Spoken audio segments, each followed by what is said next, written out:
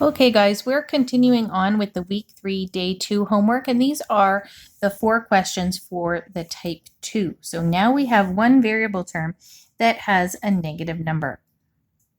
So number 3, I have negative 3a minus 7 equals 5a plus 1. And I posted this on Google Classroom. Just going to put my number line up here to help me figure out which is my smallest variable term. It's a little bit more tricky when it's not just positive numbers.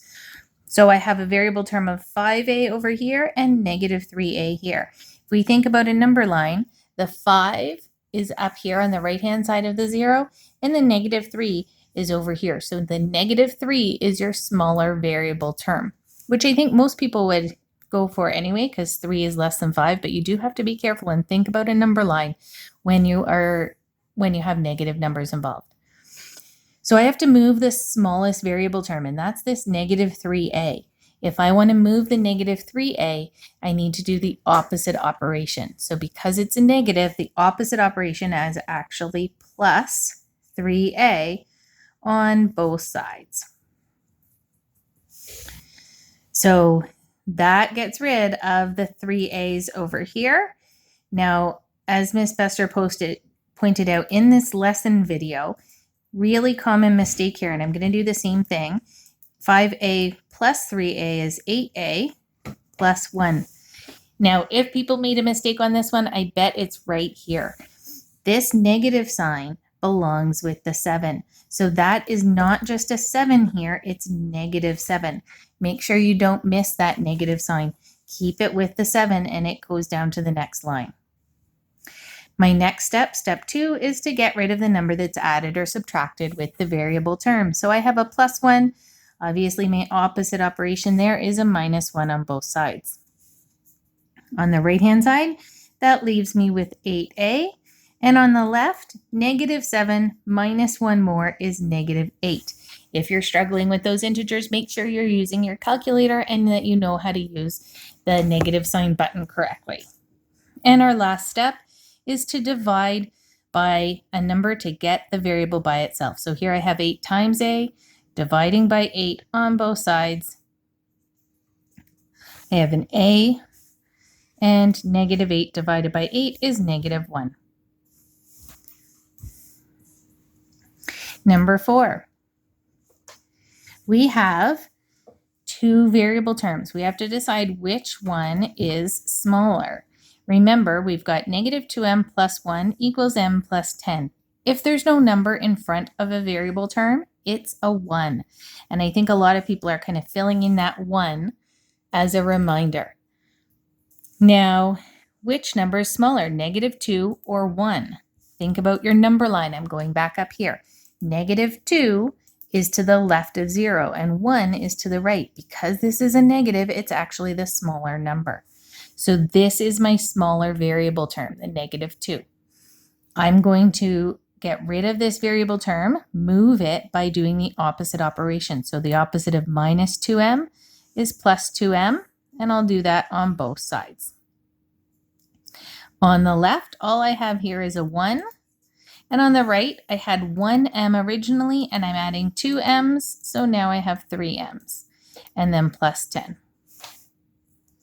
Step 2 is to move the number that's added or subtracted from the variable term. So I have a plus 10 with my variable term. I'm going to subtract that 10 from both sides. 1 minus 10 gives me negative 9, and I've just got a 3m left. Then we need to do our third step, which is what do we divide by to get the variable by itself. I have 3 times m. The opposite of that is dividing by 3. So negative 9 divided by 3 is negative 3. Okay.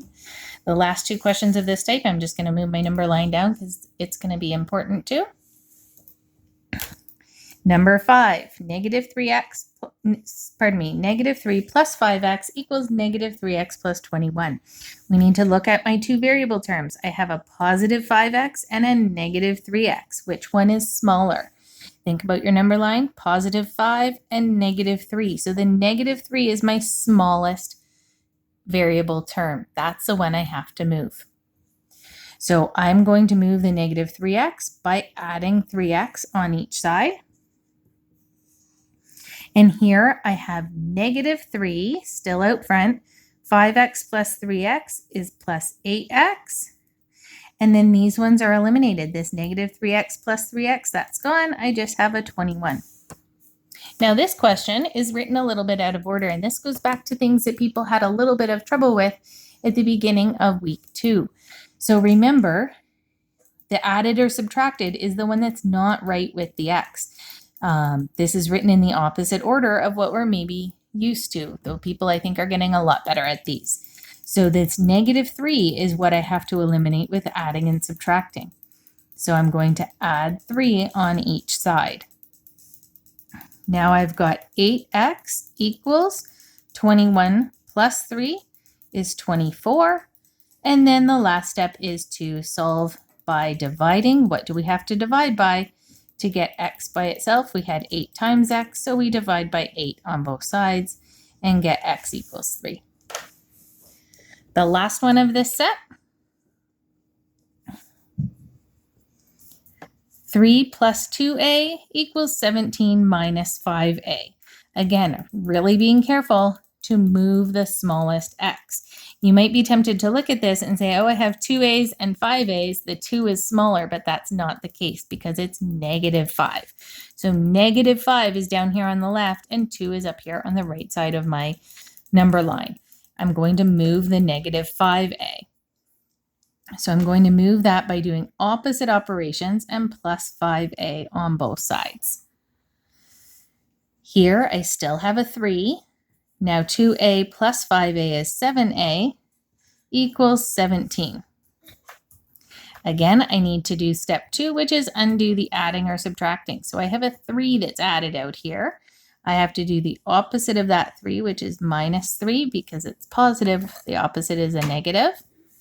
Then I have 7a equals 17 take away 3 is 14. Step 3, what do you have to divide by to get the variable by itself? I have 7 times a, so I divide by 7 on both sides and get a equals 2. So that's set 2 of these ones. I'll have other videos for set 3 and set 4.